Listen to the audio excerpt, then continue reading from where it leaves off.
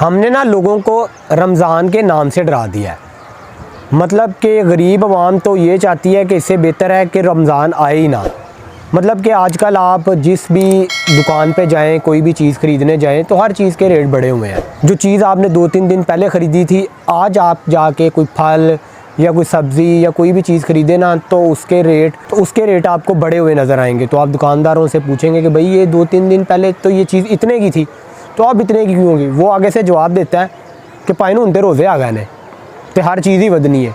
मतलब कि जहाँ पे रिलीफ़ देने की ज़रूरत है, ये जो महीने का मतलब है कि लोगों का एहसास करना। शायद इन लोगों ने ये समझ लिया हुआ है कि पूरा साल हमने वेट करना है कि कब रमज़ान आए और कब हम लोग मुनाफाखोरी करें और चीज़ें स्टॉक करके और रमज़ान में महंगी करके बेचें। मतलब कहने को तो हम लोग मुसलमान हैं और हम लोग कहते हैं कि हम लोग तो जन्नती हैं, हमसे बेहतर कोई दुनिया में कोई चीज़ एग्जिस्ट ही नहीं करती, लेकिन हमारी हरकतें और हमारे करतूत देख लें। मतलब कि यार शर्म आनी चाहिए हम लोगों को कि हमने पूरे साल का जो रेवेन्यू जनरेट करना होता है ना, हमने वो इस महीने में से जनरेट करते हैं। हालांकि इस महीने में तो हम लोगों को लोगों के लिए ज़्यादा से ज़्यादा आसानियाँ करनी है ताकि जो लोग गुर्बत की चक्की में पिस रहे हैं वो भी इस महीने से फ़ायदा उठा सकें। लेकिन हमने क्या किया, हमने हर चीज़ को महंगा कर दिया और अब गरीब जो है वो रमज़ान के नाम से भी डरता है। वो कहता है कि यार पहले तो फिर भी थोड़ी महंगाई कम थी, अब तो और ज़्यादा हो जानी है। मतलब पिछले रमज़ान अगर मैंने 1 रोटी खाई थी, अब पता नहीं मुझे 1 रोटी भी मिलनी है या नहीं। लेकिन कहने को हम लोग मुसलमान हैं, हम ऐसे ही मुसलमान हैं। वो बच्चा अगर पैदा हो जाए ना तो बचपन में उसका नाम रख देते हैं शरीफ, तो बड़ा होके चाहे वो चोर डाकू निकल आए।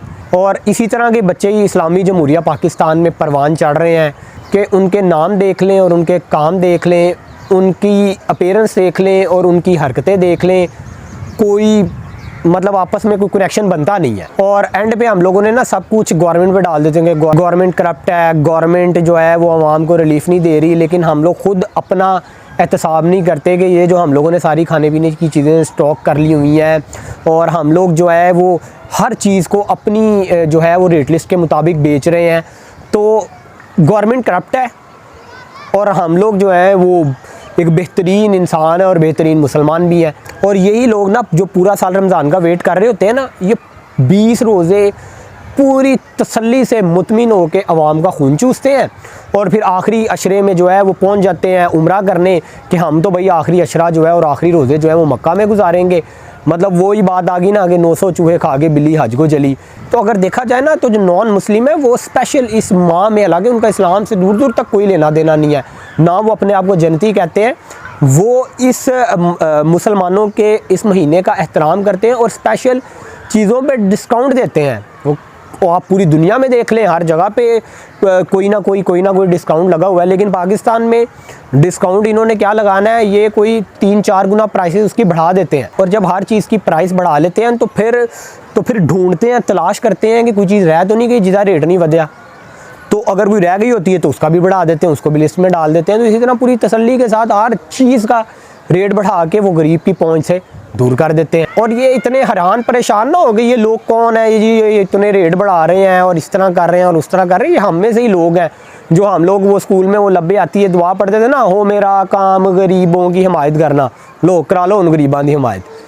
गरीब सबसे ज़्यादा पिस रहा है, मिडिल क्लास सबसे ज़्यादा पिस रहा है। और ये जो सारे रूल्स हैं वो तो खैर बनते ही एलीट क्लासेस के लिए ना, क्योंकि ये सारे बिज़नेस और ये सारा ग्रुप उन्हीं का है। तो उन्हीं को बनाने, उन्हीं के तो कानून वही बनाए जाते हैं जिनसे उनके बिजनेसेस को फ़ायदा पहुंचे और उनके बिजनेसेस को फ़ायदा पहुंच रहा है। और हालांकि देखा जाए तो सबसे ज़्यादा मसाजिद भी पाकिस्तान में होंगी, सबसे ज़्यादा लोग हज और उम्रे में भी पाकिस्तान से जाते होंगे, सबसे ज़्यादा इबादतें भी शायद यहाँ पर ही होती हों।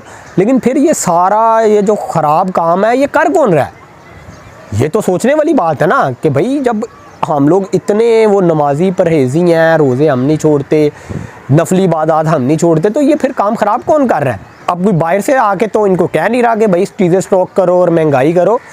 तो ये हमारे अपने अंदर ही ये जो हमारे ताजिर है ना, वो जो शैतान पहले उनके अंदर खुद पूरी तरह कायम होता है और फिर जब वो कैद हो जाता है तो वो इनको एजेंट बना के ना इनकी ड्यूटियाँ लगा जाता है कि रमज़ान में तुमने ये ड्यूटी सर अंजाम देनी है और तुमने ये सर अंजाम देनी है। अब ये इनकी मिसाल यही है कि एक बंदा ना देखता है कि एक दरख्त पे ना बहुत ज़्यादा खजूरें लगी होती हैं, तो वो खजूरों की लालच में ना कुछ 30-35 फुट की खजूर पे चढ़ जाता है।